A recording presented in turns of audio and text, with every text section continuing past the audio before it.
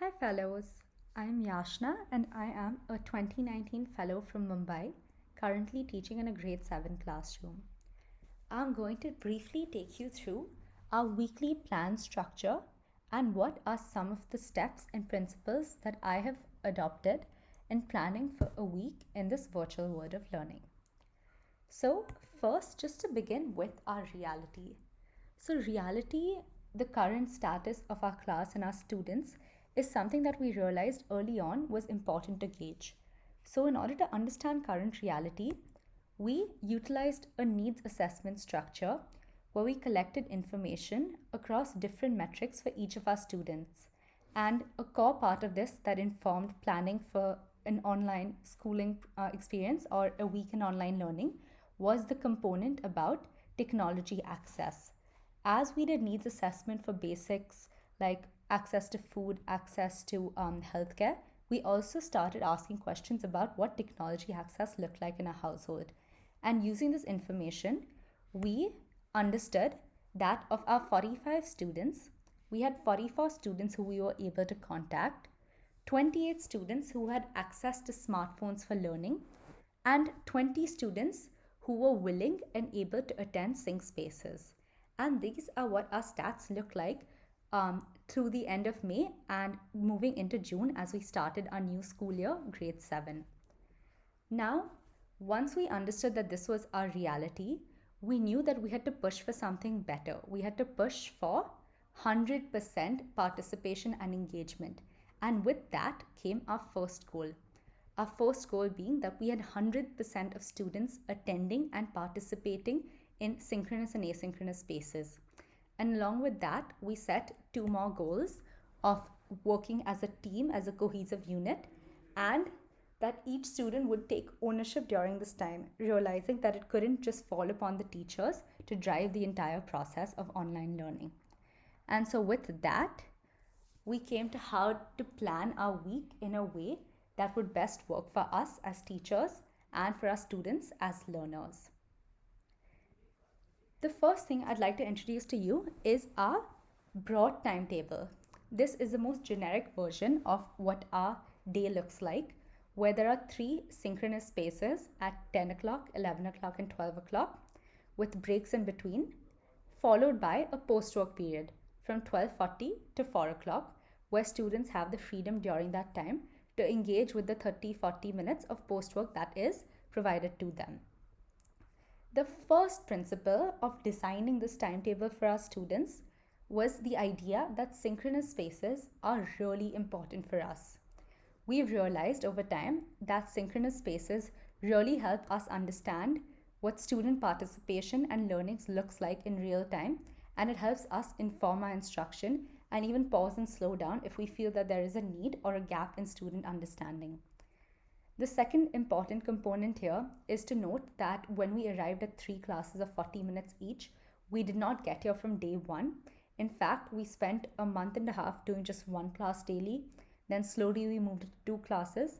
And finally, towards the end of August, we reached a place where we are able to do three classes on a daily basis.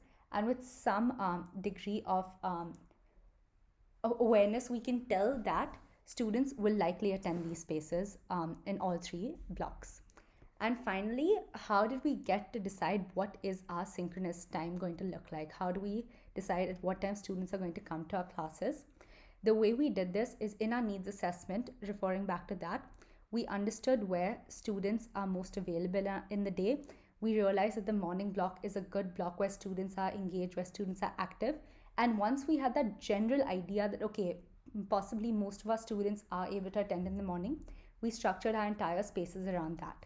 For the few students who maybe weren't available then, who did not have technology access then, we have worked around providing solutions for those students through buddy systems and through provision of devices to make sure that all of them can come for that morning block. So this is what our synchronous timetable looks like through the week. This is the teacher version of that timetable, where students just know that they have three classes a day and teachers have the ability and the freedom to modify individual lessons within those three synchronous blocks daily. Next principle that we adopted in our online learning structure was the idea of student teamwork. and how that is a core part of our planning. So, students are organized in teams where each team has appointed student leaders who are responsible for ensuring maximum attendance and classwork completion. Within these smaller teams, students attend classes with their companions, with their peers. What that means is that when I teach a class, often I'm not teaching a class to 45 students. I'm possibly teaching it to one or two teams, which means 10 to 15 students. And therefore, I'm able to access those students in a better way than I would if my attention was divided across many students. So often, I am conducting the same class repeatedly, but what this is helping me ensure is maximum student understanding, and I'm able to check for understanding more often. And finally, to support our teams, we have volunteers. Volunteers are mapped to each team and they coordinate support for each team, and they follow up with individual students about attendance, about classwork completion, and often also provide feedback on work submitted. Our third principle, which was also one of our goals, is student ownership. And student ownership is present at every stage of the day. Students are supporting each other through asynchronous learning. So if they have a doubt, the first person they reach out to is a peer, not a teacher directly. Students also help problem solve with each other. So for instance, if someone has a network issue, if someone's phone isn't working, they figure out how to best solve those problems themselves.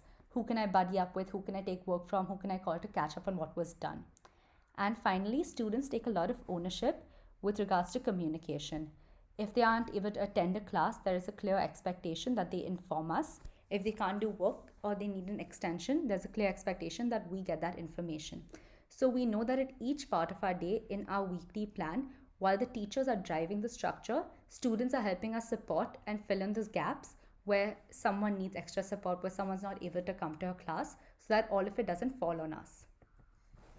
This is what our asynchronous post-work timetable looks like through the week. So we also have allocated days on which we provide asynchronous work across different subjects. Our fourth principle is that of using meaningful technology and keeping it simple to these three primary technologies that we use every day.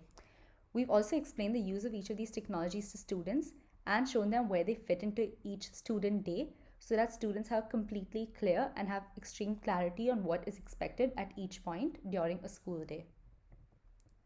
These are the three technologies that we rely on. Moving on, a really important principle that we've come to understand is that parents have to be kept in the loop. So when you're planning your week, you're not just planning your week for the teacher, you're not just planning your week for the kid, you're also planning the week for the parent. And at the start of each day, we share a student timetable on the group, which parents are able to access and understand what time their child is expected to be present in synchronous spaces. We also share the class attendance and post-work tracker at the end of the day, where parents are able to see how much work their child has completed during a day, how many classes they have attended. And finally, just to have catch-up conversations with parents and inform them on broad updates, we have a parent meeting every 2 to 3 weeks. So these are just a few pictures of things that are sent on our parent group daily. You'll see the same timetable is sent there. The blues represent the synchronous the synchronous Zoom spaces, and the green represents the time when students have to go on Google Classrooms and check their work. WhatsApp is used just for communication. It's not used to deliver any actual work or send any videos, asynchronous content. Our sixth and final principle is how can we ensure that work streams are extremely clear for each fellow, and each fellow knows what their role looks like through a week. So we have individual timetables created for each of us so we know how our day is structured. We also know what our co-fellows are up to at each and every point in time so that there is complete clarity on what each person is doing and how they are contributing to student learning. We have also divided students amongst the fellows, and we rotate this on a weekly basis. What this does is help us ensure that we are reaching each student in every week. For instance, in our class of 45 students and 3 fellows, each fellow is mapped to 15 students for a week, and they are responsible for following up and speaking to parents and students daily if students are not attending or not submitting work. And finally, while we are working in these simultaneous work streams through the week, it is important to catch up and know what's happening across a classroom, across a school unit. And therefore, we have weekly school team meetings to discuss what's happened in the week and provide any updates. So, this is what my fellow workstream looks like through a week. In all the blocks that aren't filled in, I call up parents, I follow up with students, and I'm working on other administrative tasks or other TFI tasks. So, this is what my week looks like with regards to online schooling. You'll also see that I'm the person who's responsible for sending out the parent tracker every day. So, even such tasks are calendared in so that we ensure that they happen without fail. So, with that, what has been the impact of this weekly planning structure? So, right now in September 2020, of the 45 students, we can contact all of our students. We now have 39 students who have access to smartphones for learning. This is either their own personal device that we've been able to connect them with, provide them with, or it's through a buddy system where they sit with their friends and attend online classes. And finally, through a week of our 45 students, we have 44 students who are engaging and attending synchronous spaces. So now some of these students who attend synchronous spaces might log on from their own devices. Some of them might just meet up with a friend 1 or 2 days in a week. So the number 44 doesn't mean that we have all 44 kids, all 3 classes every single day. All it means is that at some point or the other during the week, we do have a student engaging in a synchronous space who is able to learn with us. So thank you so much for engaging with me in our weekly planning structure.